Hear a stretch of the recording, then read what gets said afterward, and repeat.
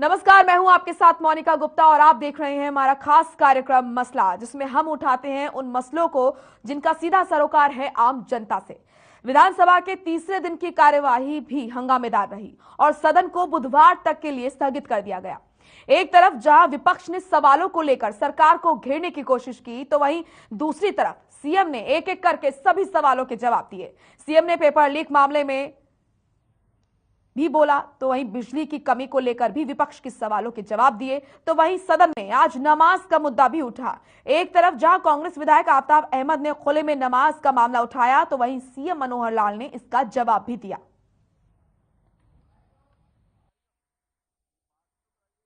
इन्हीं के हलके के अंदर 5 बजे से लाइनें लगी हुई हैं, मारामारी हो रही है। आज सुबह लग रही है, अभी सारा का सारा आ रहा है। और ये प्रश्न है कि विधेयक पारित किया जाए।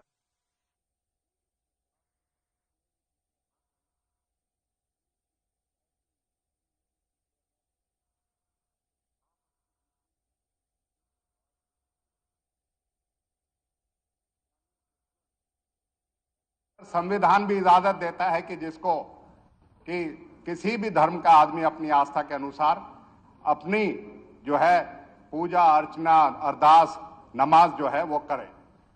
लेकिन सर, बड़े दुख के साथ कहना पड़ता है, बहुत लंबे अरसे से खुले में नमाज प्रशासन द्वारा चिन्हित पार्कों और खुली जगहों में जहां वो पढ़ाई जा रही थी और उसमें कुछ असामाजिक तत्व, कुछ जो है समाज के अपने अपने जो ठेकेदार हैं, वो उसमें व्यवधान डाल रहे हैं, उसमें रोकने का काम कर रहे हैं। हमारे समाज के लोगों को उनको जगह को मुहैया कराया जाए जिससे कि वो खुलने में नमाज पढ़ने के लिए विवश ना हो।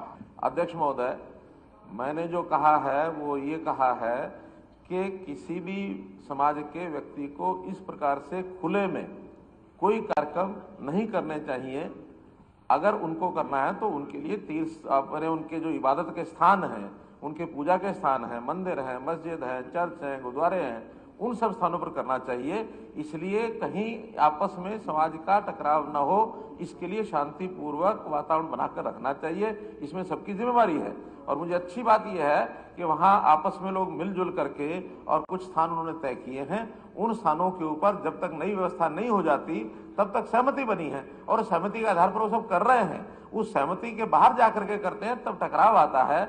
वहां डीसी महोदय, आपस में समाज के सब लोग और वो मिलकर के निर्णय करते हैं, उस हिसाब से चल रहा है। इसको ज्यादा तूल देने से और ये सामाजिक सौहार्द ये खराब होगा, इसलिए इसको तूल देने का विषय नहीं।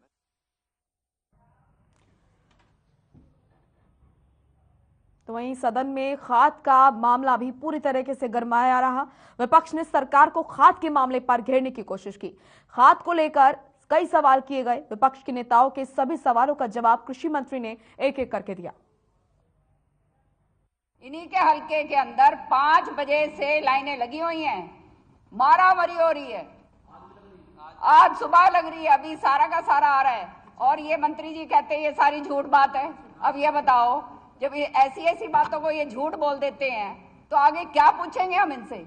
हर तरह से किसान को ऐसा हाल कर दिया है, धरती पुत्र को उसको जमीन में लिटा दिया है।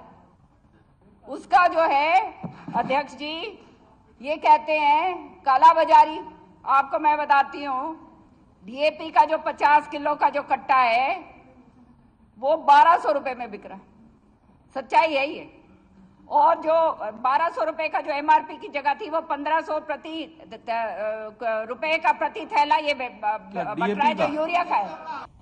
आपने जो बात कही कि खाद की कोई कमी नहीं है, मैं भी ये बात मानता हूं कि खाद की कोई कमी नहीं है, लेकिन सोसाइटियों में खाद नहीं है। खाद बाजार में उपलब्ध है, ब्लैक में उपलब्ध है। जो खाद सोसाइटी में मिलनी चाहिए वो आज बाजार से किसान 100 रुपए से लेकर के 300 रुपए पर बैग के ज्यादा देकर के लेकर के आ रहे हैं। जो सोसाइटी में खाद दी जाती है उसमें भी किसान के साथ एक जबरदस्ती की जा रही है। हम यूरिया उपलब्ध कराए जा रहे हैं और समस्या जरूर देखने में आती है कि कहीं कहीं लाइन आती है, सोशल मीडिया पे टीवी पे दिखाते हैं, हर रोज यूरिया 300-400 स्थानों पर बढ़ता है हो सकता है अलग अलग कंपनियों का यूरिया होता है, कोई NFL का है, कोई क्रिप्को का है, कोई इफ्को का है, किसी हर दुकान की अपनी डीलरशिप है, अपनी दुकान है। कभी किसी दुकान पे उपलब्ध होता है, कभी किसी दुकान पे उपलब्ध होता है।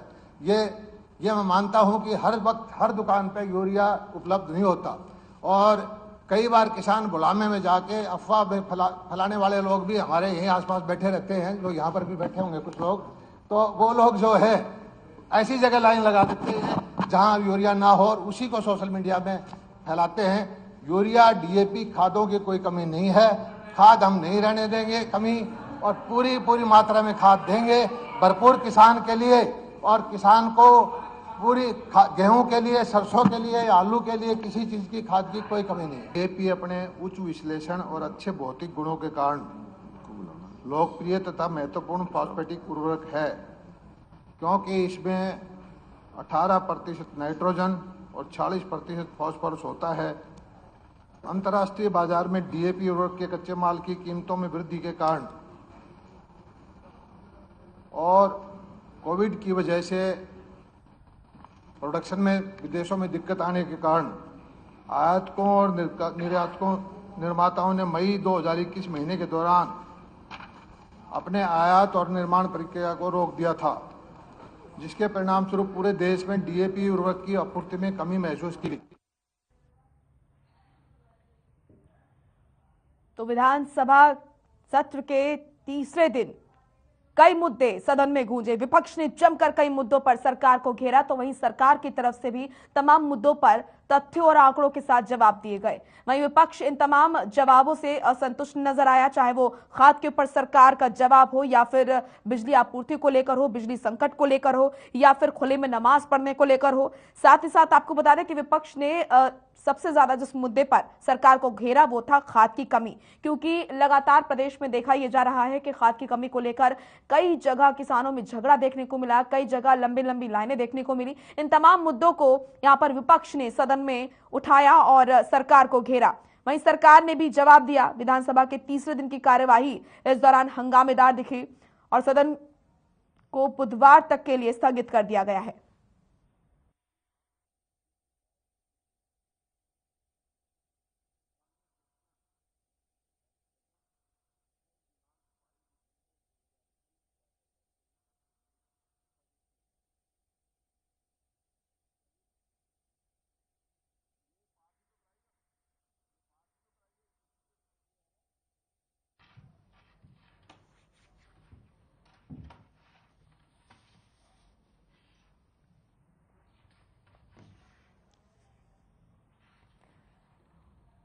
तो सदन में विपक्ष ने कई मुद्दों को उठाया और सबसे ज्यादा आपको बता दें कि HPSC भर्ती घोटाले का मामला गूंजा। साथ ही साथ खाद का मुद्दा भी विपक्ष ने पुरजोर तरीके से उठाया। इसी के साथ बिजली संकट को लेकर भी विपक्ष ने सरकार को जमकर घेरा।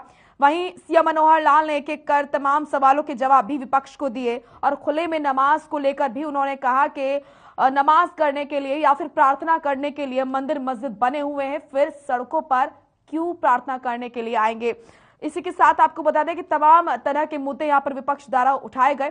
तो आज हम अपनी खास चर्चा मसला में बात करेंगे विधानसभा में गूंजे उन तमाम मुद्दों की जिनका सीधा सरोकार आम जनता से है, और इन मुद्दों पर बातचीत करने के लिए हमारे साथ एक पैनल भी जुड़ा है, उनका सीधा ताल्लुक आपसे करा देते हैं। प्रोफेसर विधु रावल हमारे साथ जुड़े हैं, बीजेपी के प्रवक्ता हैं। रजवंत दाहिनवाल हमारे साथ जुड़े हैं, इनेलो प्रवक्ता है। जितेंद्र चंदेलिया हमारे साथ जुड़े हैं, कांग्रेस प्रवक्ता है। आप सभी का बहुत बहुत स्वागत है हर खबर हरियाणा की इस खास चर्चा में। प्रोफेसर विधु रावल, सबसे पहले मैं आपका रुख करूंगी। सत्ता में आपकी सरकार है तो सवाल करना भी आपसे सबसे पहले लाजमी है। आपने देखा कि विधानसभा में आज तीसरे दिन क्या कुछ हुआ, हम सबने भी देखा, कई मुद्दे सदन में गूंजे। लेकिन सबसे पहले मैं बात करूंगी, उन तमाम मुद्दों पर तो हम बात करेंगे, लेकिन खाद के मुद्दे पर मैं आपसे बात करना चाहती हूँ। मेरा सवाल आपसे यह है, जो कि विपक्ष ने भी पूछा है, कि खाद की कमी नहीं है, जैसे कि यहाँ पर कृषि मंत्री ने भी कहा था कि खाद की कमी नहीं है। खाद की कमी तो है ही नहीं, अभय चौटाला ने भी कहा, लेकिन कमी क्या है कि कालाबाजारी हो रही है। खाद मिल रही है लेकिन कालाबाजारी से, क्योंकि लंबी लंबी लाइनें हम देख रहे हैं, 4 बजे उठ के जो है लगा रहे हैं किसान, आपस में झगड़ा कर रहे हैं। अगर ऐसा है तो ये क्यों है? देखिए, जो डीएपी की एक बार किल्लत की बात विपक्ष द्वारा उठाई गई, किसानों के अंदर पैनिक बाइंग की सिचुएशन पैदा की गई, उसमें हमने बहुत बखूबी उससे निपटे। कुछ दिन 2-4 दिन में जरूर डिस्टर्बेंसेस रही, लेकिन उसके बाद हमने उस पर काबू कर लिया। अभी क्या है कि किसानों को ये बताया जा रहा है कि खाद की कमी है, खाद की कमी है। अब जब सदन में आंकड़ा रख दिया हमने कि हमने इस प्रकार से इतनी उपलब्धता है, तो उसके बाद जाकर कह रहे हैं कि खाद की कमी नहीं है, लाइनें हैं। ये लाइनें तो विपक्ष ने जो बरगलाया है लोगों को, जिसमें किसान को पैनिक बाइंग करना पड़ा, जिसको 5 कट्टे की आवश्यकता थी उसने 7 कट्टे स्टोर कर ली, जिसे 5 दिन 10 दिन बाद की जरूरत थी उसने 5 दिन 10 दिन पहले स्टोर कर ली, ये सोचकर कि पैनिक बाइंग होगा। इससे क्योस क्रिएट हुआ। दूसरी बात यह है कि लाइनें लंबी हैं, इसका निवारण के लिए पीओएस यानी पॉइंट ऑफ सेल जो है वो बढ़ाए गए। अब वो पॉइंट ऑफ सेल्स जो बढ़ाए गए मोनिका जी, वो पॉइंट ऑफ सेल्स जब बढ़ाते हैं हम तो बहुत सारे प्राइवेट प्लेयर उसके अंदर आ जाते हैं। अब प्राइवेट प्लेयरों पर भी हमने नकेल कसी, किसी प्रकार की ब्लैक मार्केटिंग ना हो। और बहुत बार तो हमने देखा, कांग्रेस के आपके प्रवक्ता यहाँ पर हैं, उनसे जरूर जवाब लेना कि हमारे हरियाणा से पंजाब के अंदर जाती हुई हमने गाड़ियां पकड़ी हैं, यानी पंजाब के अंदर किल्लत रही है, राजस्थान के अंदर किल्लत रही है, वो हरियाणा से आपूर्ति करते हुए गए। उसके बाद हमने ये आधार सिस्टम वाला लेकर आए कि भाई आधार सिस्टम के आधार कोई कार्ड दिखाएगा, उसके आधार पर उसको 10-10 कट्टे दिए जाएंगे। उस पर भी विपक्ष ने हल्ला मचाया कि जी आधार क्यों देखे जा रहे हैं, आधार क्यों देखे जा रहे हैं। और देखिए, जब आधार को साथ हमने इसको लिंक किया, उस कारण से भी थोड़ा समय लगा डिस्ट्रीब्यूशन में। जब समय लगता है तो लंबी लाइन हो जाती है, लेकिन इसके बावजूद भी बार बार प्रदेश के मुख्यमंत्री जी ने और प्रदेश के माननीय कृषि मंत्री जी ने बार बार एश्योर करवाया कि खाद की कोई किल्लत नहीं है, खाद सबको उपलब्ध करवाया जाएगा। और एक आंकड़ा अगर आप अनुमति दें तो मैं वो आंकड़ा भी आपके सामने रखूं कि जो डीएपी की जो है 2016 और 17 में जो 2016-17 का जो सेशन था, सीजन था, उसमें 2,18,000 मैट्रिक टन का आवंटन हुआ था। और 2020-21 में जो है ये बढ़कर 2,30,000 के करीब पहुंचा था। अभी 2,60,000 हम उपलब्ध करवा चुके हैं, जिसमें से करीब 2,24,000 बढ़ चुका है। अभी भी इसके बावजूद भी अब डीएपी की आवश्यकता नहीं रहेगी। ज्यादातर किसान जो है डीएपी का पूरा उपयोग कर चुके हैं, कि फसल बोते समय उसकी जरूरत होती है, लेकिन इसके बावजूद भी हमारे पास अब भी वहां पर 36,000 मैट्रिक टन से अधिक अभी भी पड़ा हुआ है। तो मतलब किसी प्रकार की किल्लत कोई नहीं है। भी यही कह रहा है, ठीक है विजू रावल जी, विपक्ष भी जिम्मेदार कह रहा है कि खाद की कमी नहीं है, खाद की कमी नहीं है, वो भी यही कह रहा है। लेकिन बात क्या है, आप कह रहे हैं, पहले मिल नहीं रहा है। आप कह रहे हैं, ये नोट करने वाली बात है। अब कह रहे हैं आप अब से 15 दिन 20 दिन पुराने अभय सिंह चौटाला के बयान निकाल लीजिए, चाहे आप कुमारी शैलजा जी के बयान निकाल लीजिए, चाहे भूपेंद्र सिंह हुड्डा के, सब कह रहे हैं कि खाद की किल्लत है, खाद की किल्लत है। अब जब सदन में आंकड़ा रख दिया, अब अपनी बात से यू टर्न ले लिया इन लोगों ने। अब कह रहे हैं कि खाद की किल्लत नहीं है, लाइनें लंबी हैं। ये लाइनें तो आपने लगवाई है किसान को बरगलाकर। बेचारा किसान अगर उसके खाद पर्याप्त मात्रा में हो और खाद मिल रही हो, लेकिन तब भी किसान जो है सुबह 4 बजे उठकर लाइन लगाए। चलिए ठीक है, क्योंकि किसान को पैनिक बाइंग के लिए मजबूर किया इन लोगों ने।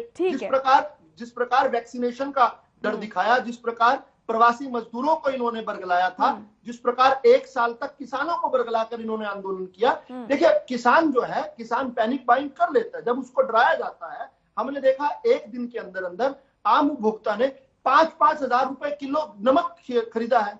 जब पैनिक आप पैदा कर देंगे तो पैनिक बाइंग होगा ही होगा।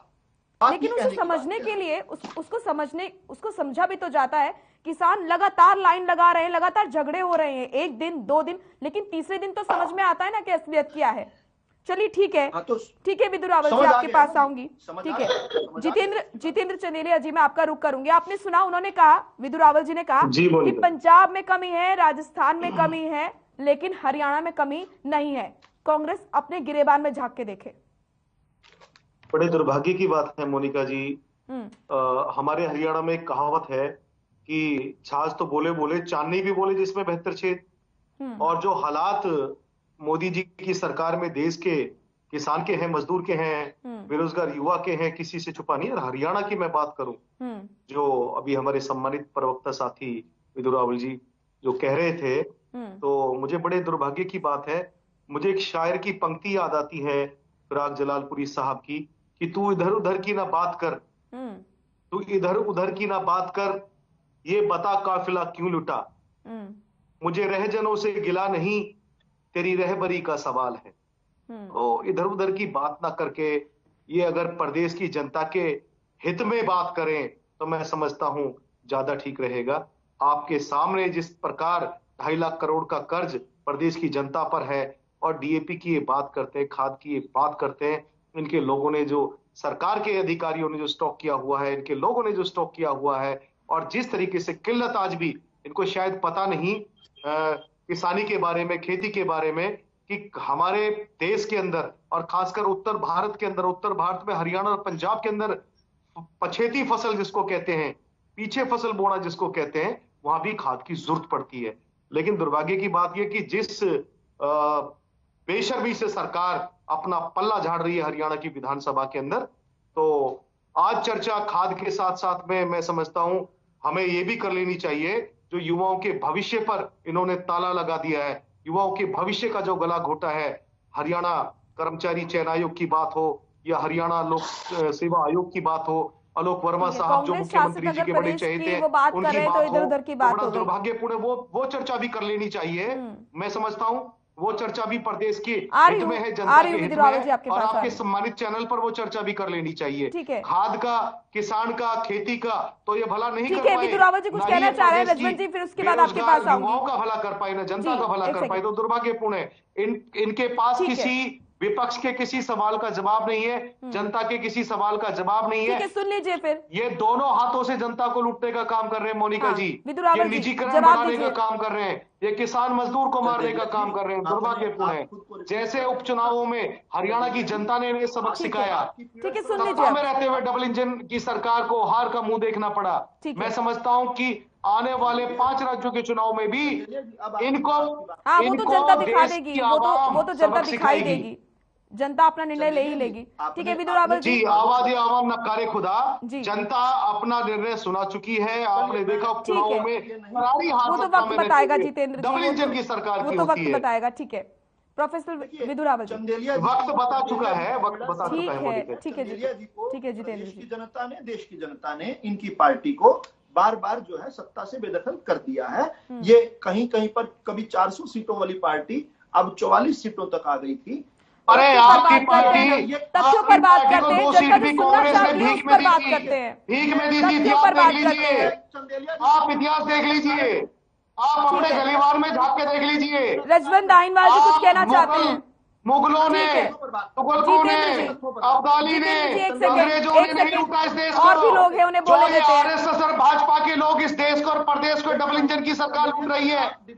जितेंद्र जी एक सेकंड, आज दिशाहीन आप कर रहे हैं डिबेट को, मोनिका जी दिशाहीन ये कर रहे हैं। एक सेकंड विदुर रावल जी, ठीक है रजवन जी, हाँ आप कुछ कहना चाह रहे थे, बोलिए। आप ले गए, दिशाहीन हम कर रहे हैं। विदुर रावल जी, मैं आपको बोलने का पूरा मौका दूंगी, आप बोलते भी हैं। एक सेकंड, आपकी बात जनता तक कैसे जाएगी जब आप इस तरीके से बात करेंगे, एक दूसरे में उलझेंगे। एक सेकंड रजवन जी, आप कुछ बोलना चाह रहे थे, बोलिए। जी मैं बोल रहा हूँ इस चीज के लिए।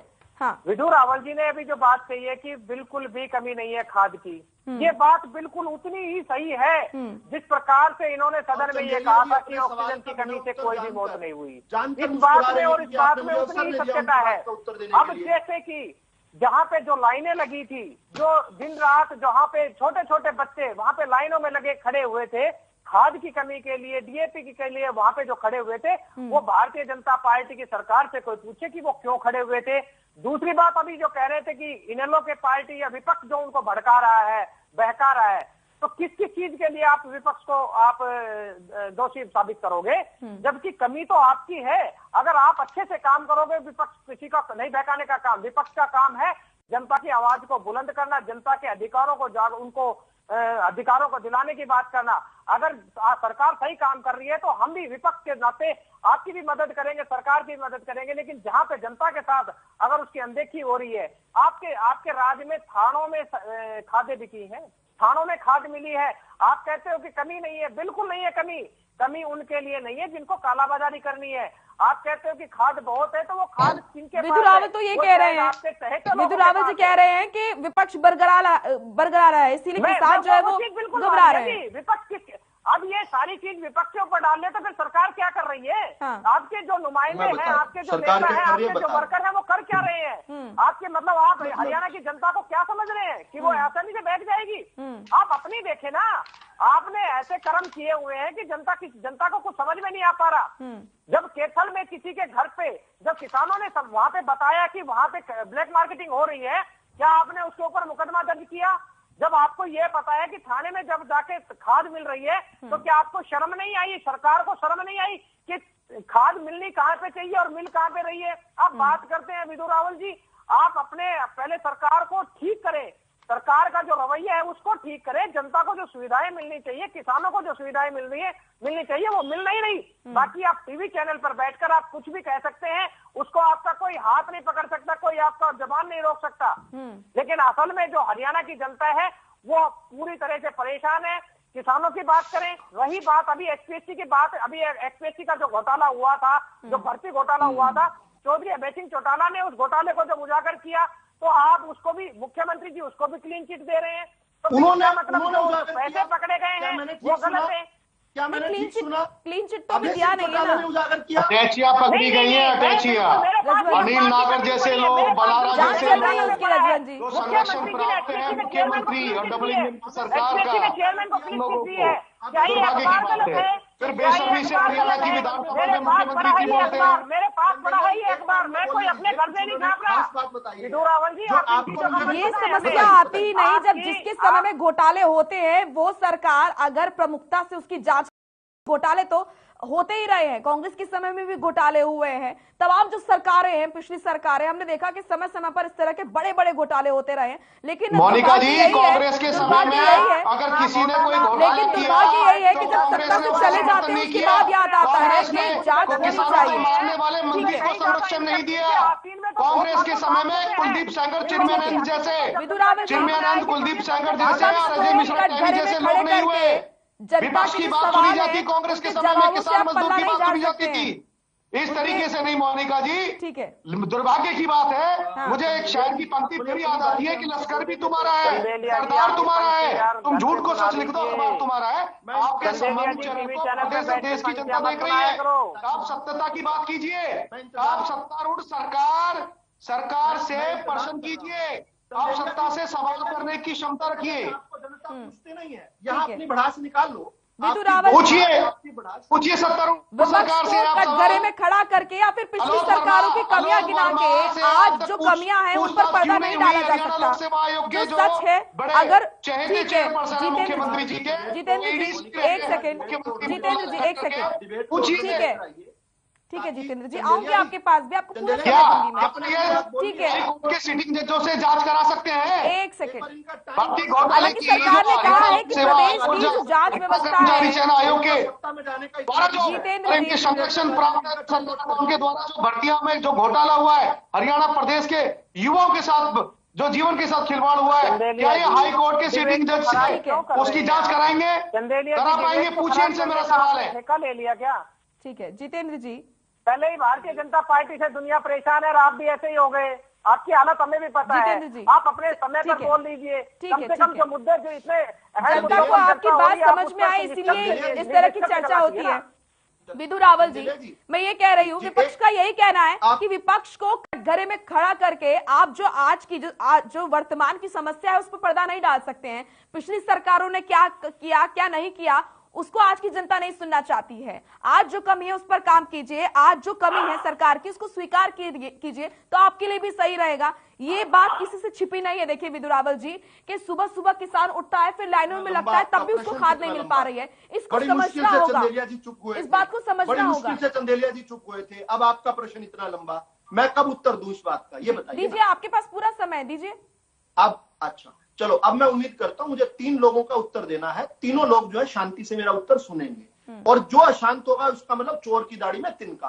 अब चोर आप 3 लोगों को उत्तर मत दीजिए विधु रावल जी, प्रदेश की जनता को उत्तर दीजिए। प्रदेश की जनता सवाल पूछ रही है। जितेंद्र जी, हमने या चोर की दाढ़ी में पहला तिनका, बोलिए चोर की दाढ़ी में पहला तिनका। ठीक है, अरे आप चोर मचाए शोर, वो कहावत चरितार्थ जितेंद्र जी, आप समय खराब कर रहे हैं दीजिए अपना आप और जनता का आप जवाब सत्ता से किया जाता वो है। जवाब दे रहे हैं ना जितेंद्र जी। 7 साल से आपने क्या किया? ये गलत है, एक सेकेंड के लिए, बेरोजगार युवा के लिए, कर्मचारी के लिए क्या किया आपने?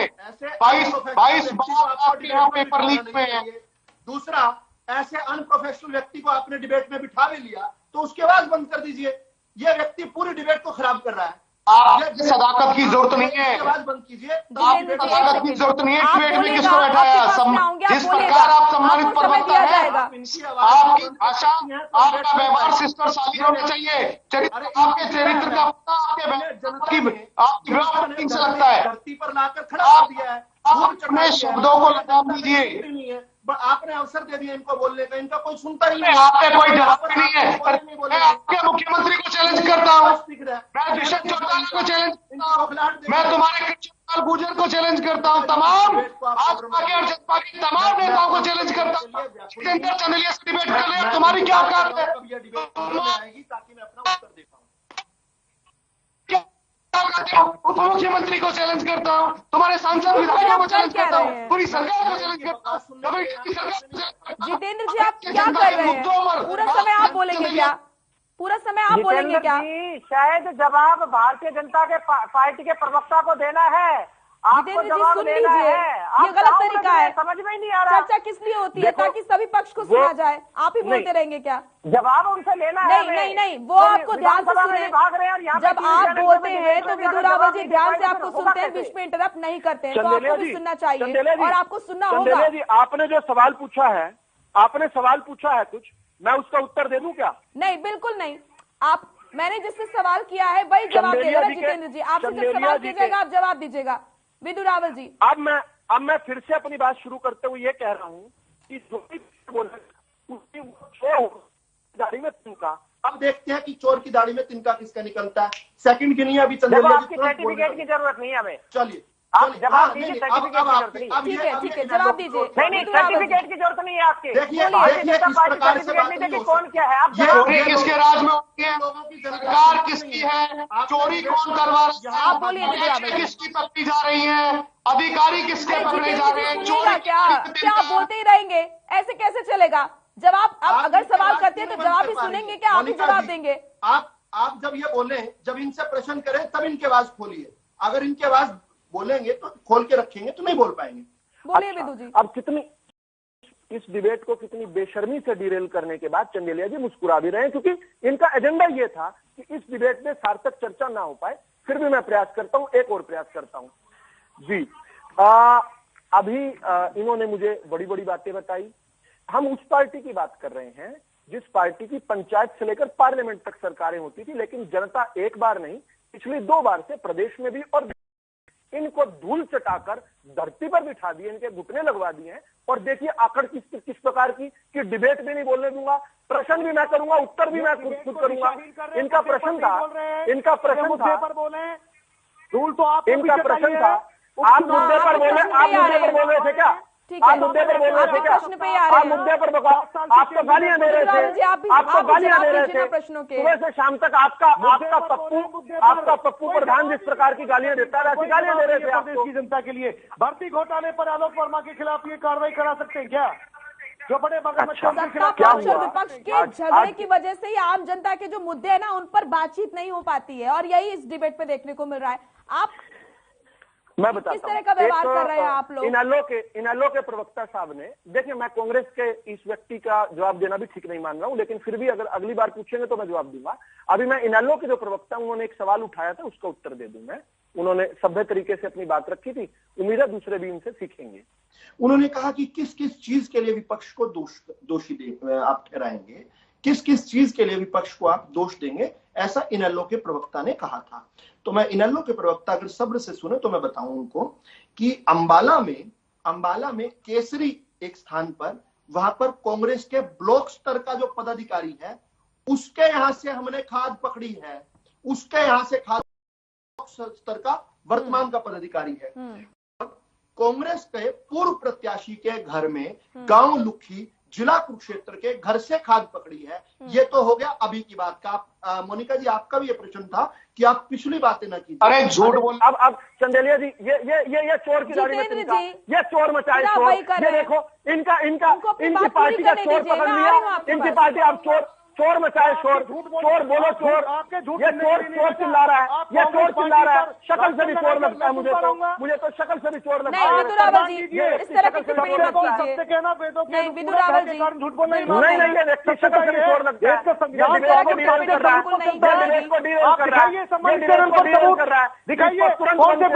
लगता है, इसकी बकवास को तुरंत बंद कीजिए। ये विदेश को डील कर रहा है, ये चाहता नहीं है कि कृषि मंत्री आपके मैंने अभी 2 उदाहरण दिए। आप अपनी सरकार को रिप्रेजेंट कर रहे हैं, इस तरह की भाषा का इस्तेमाल मत कीजिए विदु रावल जी। अच्छा सुनिए, इन्होंने आलोक वर्मा का नाम लिया था। देखिए मुझे पता है मिर्ची लगेगी, जो मैं बात कहूंगा इसमें मिर्च लगेगी आपको, फिर भी ध्यान देना पड़ेगा। या फिर अपने नेताओं को सिखाइए अच्छी राजनीति करें, नहीं तो मुश्किल हो जाता है डिबेट। जिक्र किया था, मैं सोचता हूँ उसमें तो ध्यान से सुनेंगे। आलोक वर्मा के बारे में आपने के सदन के जो नेता हैं, सीएलपी के जो लीडर हैं आज, भूपेंद्र सिंह हुड्डा, उन्होंने अनर्गल एक आरोप लगाया। उन्होंने एक चैट पढ़कर कल सुनाई। उसके बाद मुख्यमंत्री जी ने कहा इस चैट का जो नंबर है वो नंबर हमें दे दीजिए। वो नंबर तक नहीं दे पाए। ये किस प्रकार की गपोड़ बोलते हैं और केवल डिबेट में। अरे एक काम सरकार का है जांच करने का।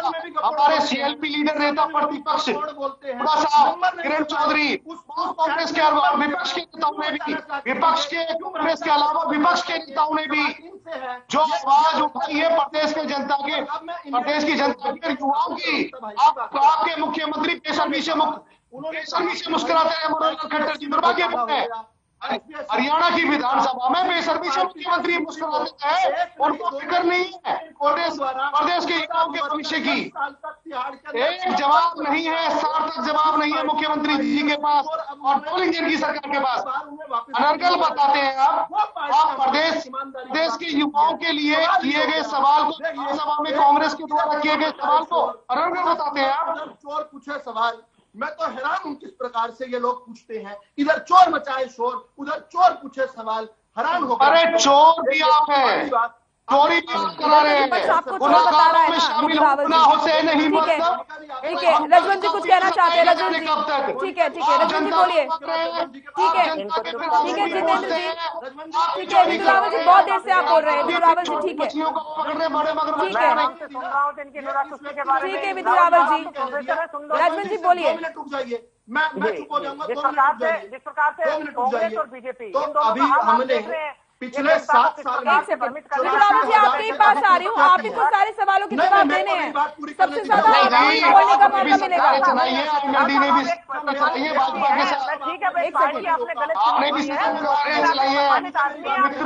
एक सेकंड बोल सकता हूँ विदु रावल जी, आपको ही ज्यादा बोलने का मौका दिया जाएगा क्योंकि सभी के प्रश्नों का उत्तर आप ही को देना है। एक सेकंड 7 साल में 84,000। आप ही थोड़ा धैर्य दिखाइए ना विदु रावल जी, थोड़ा धैर्य आप भी दिखाइए, थोड़ा धैर्य आप भी दिखाइए विदु रावल जी। एक सेकंड, मेरा बोलने का समय आया, नहीं ऐसे चल पाएगा आपको। 2 मिनट रजवन जी आप ठीक डिबेट कर रहे थे। आप पर चंदेलिया का रंग कैसे चढ़ गया? आप पर चंदेलिया का रंग कैसे चढ़ गया रजवन जी? नहीं विदु रावल जी थोड़ा धैर्य दिखाइए, थोड़ा धैर्य दिखाइए। मैं आपसे निवेदन करता हूँ आप 2 मिनट रुक जाइए, बात वही केवल 2 मिनट रुक जाइए, मैं आपकी बात सुनूंगा। रजवन जी एक सेकंड। विदु रावल जी आरएसएस का 33 वर्ष कर लिया आपने आरएसएस का 33 वर्ष कर लिया, आपका कसूर नहीं है। चंदेलिया जी आपके बारे में मैं व्यक्तिगत नहीं जानना चाहता, बाकी आपके बारे में और आपके भाई के बारे में कमेंट मत कीजिए प्लीज। व्यक्तिगत मैं भी नहीं जानना चाहता आपके बारे में, आपकी सरकार के बारे में, आपकी पार्टी के बारे में। पर्सनल कमेंट मत कीजिए। आप अपनी विवेक बुद्धि जो परिचय दे रहे हैं, प्रदेश की जनता आपको देख रही है। विदु रावल जी आप थोड़ा धैर्य दिखाइए ना, तब से आप बोल रहे हैं। आप ही को बोलना है, आप ही को उत्तर देने सभी के सवालों के। व्यक्ति दे नहीं पाया, जितेंद्र जी एक सेकंड, जवाब ये व्यक्ति ना तो जितेंद्र जी एक सेकंड, ठीक है रजवन जी आप बोलिए। विपक्ष के सवाल का जवाब नहीं दे पा रहे, रजवन कांग्रेस के सवाल का मैं जवाब यही चीज जो मैं बताना चाह रहा था मोनिका जी, जी बोलिए रजवन जी।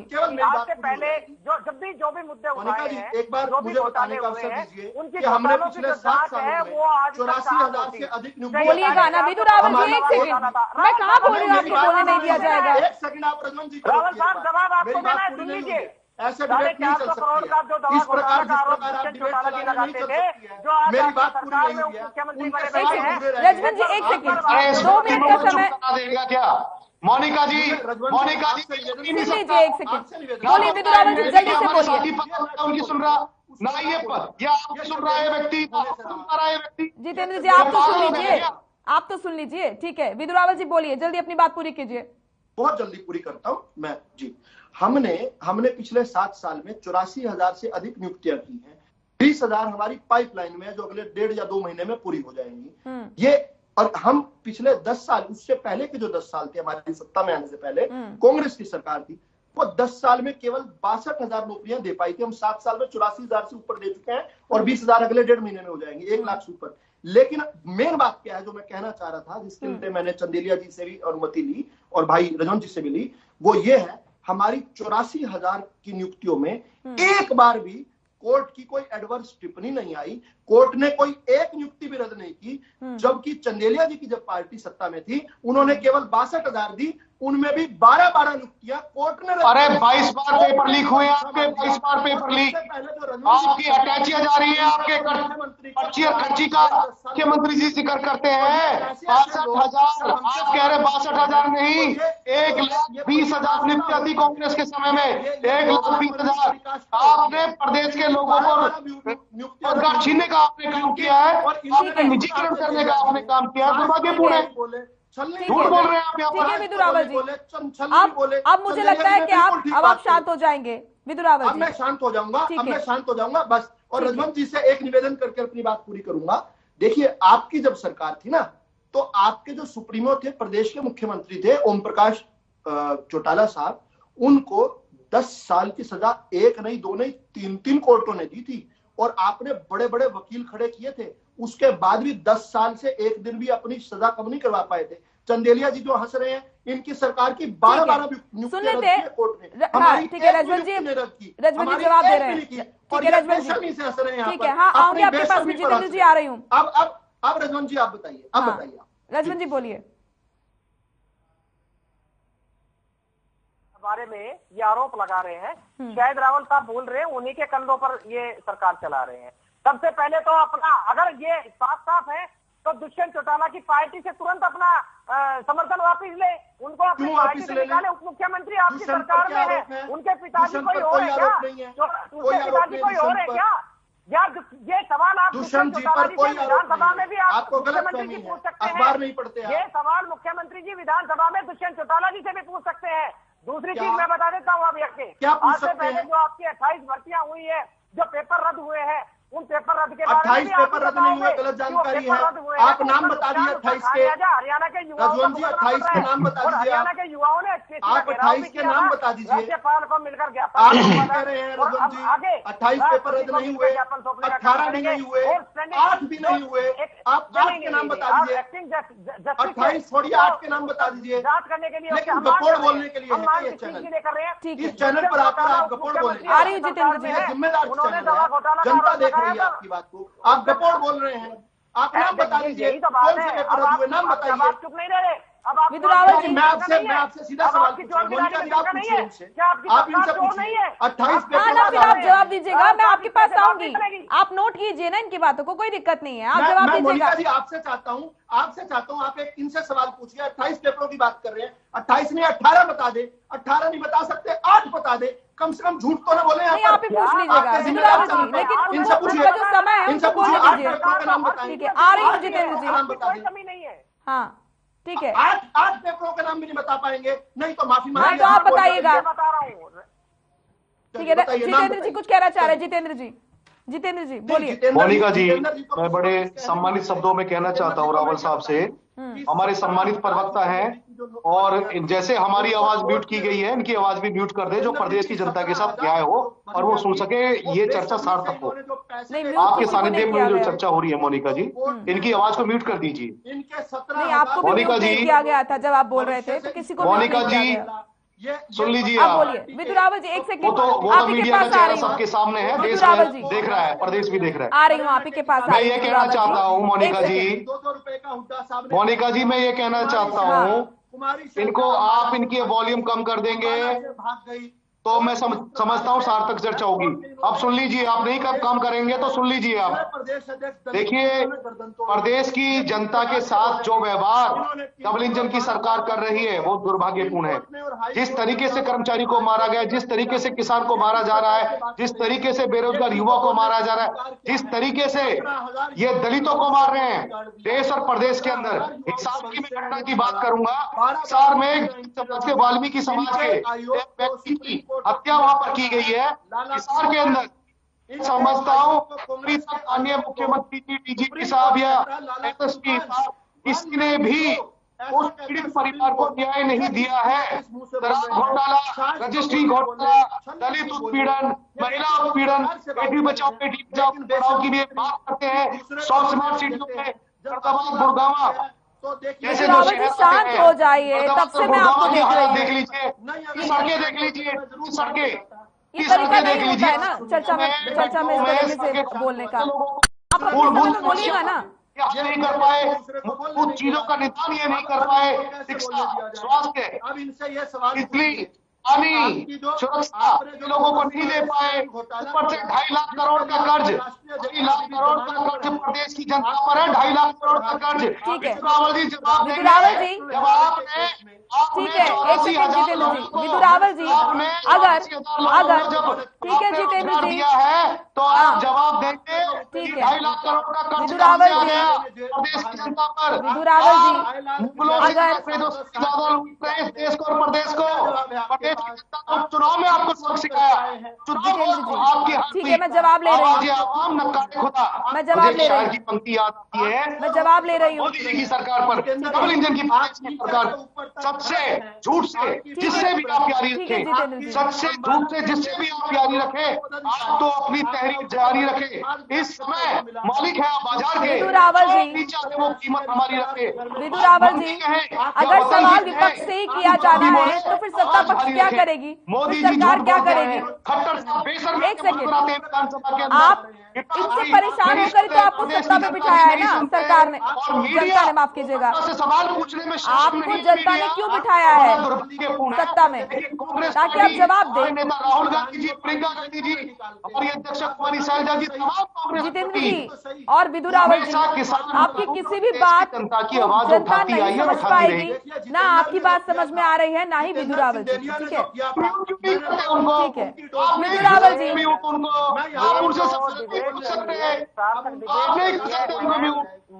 विपक्ष के आप लोग यही चाहते हैं, ये साजिश है आप लोगों की, ये साजिश है आप लोगों की कि आम जनता तक सही मुद्दे की बात जाए ही ना। ये साजिश है सत्ता और विपक्ष की, यही चाहते हैं आप लोग, यही चाहते हैं आप लोग, और यही होता है, यही होता है। एक सेकेंड विधु रावल जी, खुले में नमाज का मुद्दा भी उठा था, उस पर बात कर लेते हैं। खुले में नमाज का मुद्दा उठा था, उस पर बात कर लेते हैं। ठीक है, ठीक है, खुले में नमाज का मुद्दा उठा था, उस पर बात कर लेते हैं। जितेंद्र जी, आप चुप हो जाइए, शांत होंगे आप, किसी और को बोलने दीजिएगा। जितेंद्र जी, क्या हो रहा है ये सब? आप बैठते रहते हैं डिबेट्स में, इस तरह से होती है क्या डिबेट? जितेंद्र जी को तो बोल रहे हैं आप, नहीं विधु रावल जी को भी लगा नहीं, आप ऐसे सवाल नहीं खड़ा कर सकते। नहीं, मैं लगातार उनको भी बोल रही हूँ, मैं लगातार उनको भी बोल रही हूँ। जो चैनल है, मैं आपके चैनल के बारे में बता रहा हूँ, भाजपा सरकार ने देश के अंदर 90% चैनलों को गिरवी रखा हुआ। अरे जितेंद्र जी, अब आप नहीं बताएंगे, अब आप नहीं बताएंगे, आप मीडिया पर सवाल खड़े करने वाले होते कौन है? आप बताएंगे क्या? आप लगातार मैं उनको सवाल कर रही हूँ, ये गलत तरीका है आपका, आपके पास खुद के पास जवाब है नहीं और आप मीडिया पर सवाल खड़े कर रहे हैं। नहीं आप नहीं आपको बोले दूंगे मैं पूरे समय, आपको बोले दूंगे मैं पूरे समय। गलत है, नहीं शांत होइए आप, नहीं ये गलत तरीका है। आपके पास जवाब नहीं है तो आप यही करेंगे, आप यही करेंगे पूछने की नहीं सक्षम नहीं है। मैं सवाल उन्हीं से कर रही हूँ, मुझे उनसे क्या पूछना है मैं अच्छी तरह जानती हूँ। नहीं मुझे उनसे क्या पूछना है मैं अच्छी तरह जानती हूँ, आप नहीं बताएंगे मुझे। हाँ हमारा चैनल हरियाणा की हर खबर को प्रमुखता से दिखाता है और जन सरोकार के मुद्दों को उठाता है। आप नहीं बताएंगे कि हमें किन मुद्दों को उठाना है और क्या सवाल हमें सरकार से करना है। जितेंद्र जी मैं सवाल कर रही हूँ, आप जरा शांत रहिए आप थोड़ा। विधु रावल जी खुले में नमाज का, ठीक है एक सेकेंड रजवन जी कुछ बोल रहे हैं, बोलिए। मैं ये कह रहा हूँ एक सार्थक डिबेट चल रही है, अगर एक आदमी अगर नहीं बोल पा रहा या नहीं बोलने दे रहा तो म्यूट कर दीजिए, चाहे उसमें मैं ही क्यों ना हो। लेकिन असल में जनता नहीं कर सकते म्यूट आनी चाहिए, जनता के सामने सच्चाई आनी चाहिए। आज विधु रावल जी आप एक प्रोफेसर है, पढ़े लिखे व्यक्ति है। चंदेलिया जी से मैं कुछ नहीं कहना चाहता, आप चंदेलिया जी को कुछ भी कहे, लेकिन आज डिबेट खराब करने में चंदेलिया जी और रावल जी आप दोनों का पूरा हाथ है। आपसे जवाब ना दे सरकार विधानसभा में भी बच रही है, यही आप कांग्रेस का है, कांग्रेस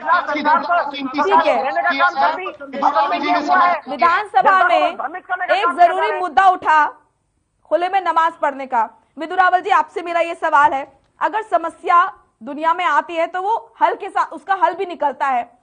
यहाँ पर अगर खुले में नमाज करी जा रही है तो इसके पीछे का कारण यहाँ पर जांचना चाहिए था। सीधा मना कर दिया गया है कि खुले में नमाज नहीं अदा की जाएगी, लेकिन आपको भी पता है कि जुम्मे की जो नमाज होती है वो मौलवी के अध्यक्षता में ही यहाँ पर पढ़ी जाती है और वो बहुत जरूरी भी होती है। अगर मस्जिदों में जगह होती तो क्यों जो मुस्लिम समुदाय के लोग हैं वो सड़कों पर या रोड पर या फिर कहीं और नमाज करेंगे? क्या इसका हल नहीं निकालना चाहिए था बशर्ते ये करने के कि नहीं नमाज नहीं अदा की जाएगी? इस पर क्या कहेंगे? बात नहीं किसी ने कही है, सुनिए। हाँ। देखिए मस्जिदों में जगह नहीं है ऐसा तो खुद मौलवियों ने भी नहीं कहा, लेकिन कहा किसने है? और मैं अपनी बात जल्दी से खत्म करूंगा और फिर चंदेलिया जी के बारे में बोलूंगा नहीं इस बार। हाँ। चंदेलिया जी से मैं जवाब चाहता हूं ये पूछने का कि उनके दो विधायक, एक नहीं दो, आफ्ताब अहमद और मोमिन खान, उनके दो विधायकों ने कहा कि हमें सार्वजनिक स्थानों पर नमाज पढ़ने की खुली छूट मिलनी चाहिए। मेरा केवल चंदेलिया जी, मैं शांत हो जाऊंगा चंदेलिया जी के बारे में, केवल अगर इस बात का उत्तर देंगे तो, और मैं उसके बाद अपना उत्तर दूंगा। चंदेलिया जी केवल बता दें उनकी पार्टी का क्या ये आधिकारिक स्टैंड है? वो चाहते हैं कि सार्वजनिक स्थानों पर इस प्रकार से सड़क पर सुन लीजिए रोककर नमाज होनी चाहिए। दो विधायकों ने कहा। अब चंदेलिया जी का स्टैंड क्या है? इधर उधर की ना बात कर, तू बता कि कारवां क्यों लुटा। ठीक है विधु जी सुन लीजिए अब जवाब। जितेंद्र जी, मोनिका जी जवाब सुन लीजिए आप भी। ठीक है बताइए। रावल साहब, हम यहाँ पर प्रदेश की जनता की आवाज उठाने के लिए बैठे हैं, चाहे पक्ष हैं चाहे विपक्ष हैं। वो दे रहे हैं ना, वो दे रहे हैं। से बात यहाँ पर करनी चाहिए। आपके आप सवाल शायरी जवाब दे करें, रहा हूँ। आप अपने तरीके से कांग्रेस सवाल को रखे, वो सही है। जी सुन लीजिए, जवाब सुन लीजिए। कांग्रेस पार्टी के जो दो विधायकों ने अपनी जो बात वहां पर रखी, प्रदेश की जनता की बात वहां पर रखी, क्योंकि कांग्रेस पार्टी सर्वधर्म समभाव सर्वधर्म निरपेक्षता की पार्टी है। सभी धर्म और सभी जातियों को बराबर मान सम्मान देती है। हिंदू मुसलमान पाकिस्तान इनके ऊपर राजनीति नहीं करती। तो मैं आपको बताना चाहता हूं मोनिका जी, देखिए हरियाणा के अंदर और देश के अंदर भी मैं बताना चाहूंगा, कहीं हमारे जो मुस्लिम जो आबादी है वो बहुत ज्यादा है, मस्जिदों में जगह कम है।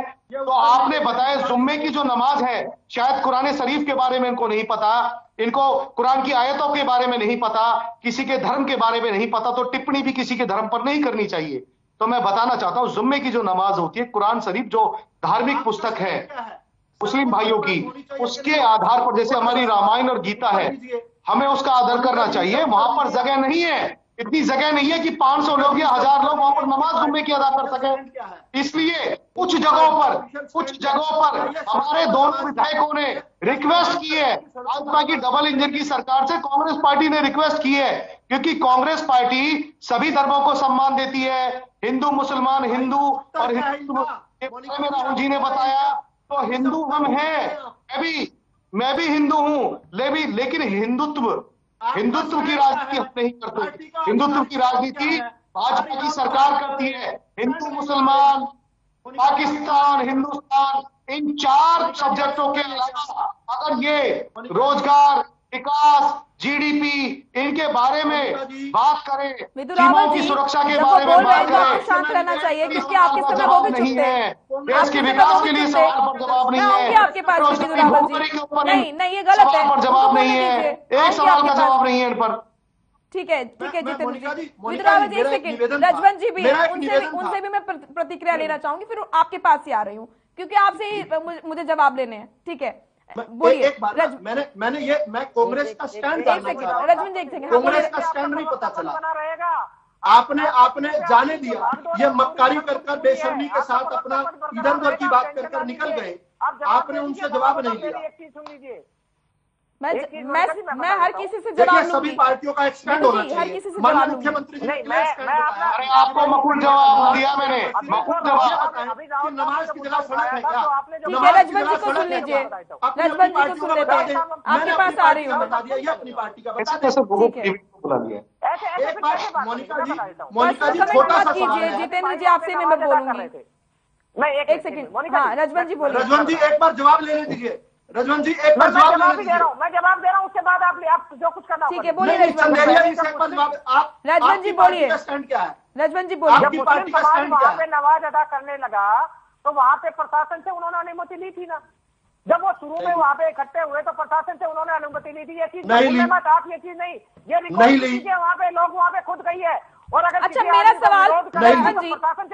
सवाल आपसे भी है और ये जितेंद्र जी से भी है और विदुरावल जी आपके भी पास में आऊंगी, ये इसी सवाल का जवाब आप दीजिएगा कि आज अगर ये समस्या है, अगर हम देखें तो नमाज अदा करने के लिए मस्जिदों में जगह नहीं है या फिर सड़कों पर अगर नमाजी आते भी हैं तो वो क्यों आते हैं? अपने समय में इन्होंने ने, कांग्रेस ने कितनी मस्जिदें बनवाई, जमीनें उस पर कब्जा किया हुआ है, किसके समय में कितनी मस्जिदें बनी है, वो जवाब मुझे सभी एक एक करके देंगे। रजवंत जी आपका जवाब चाहती हूँ उस पर। विदुरावल जी शांत रहिए एक सेकंड, हाँ बोलिए रजवंत जी।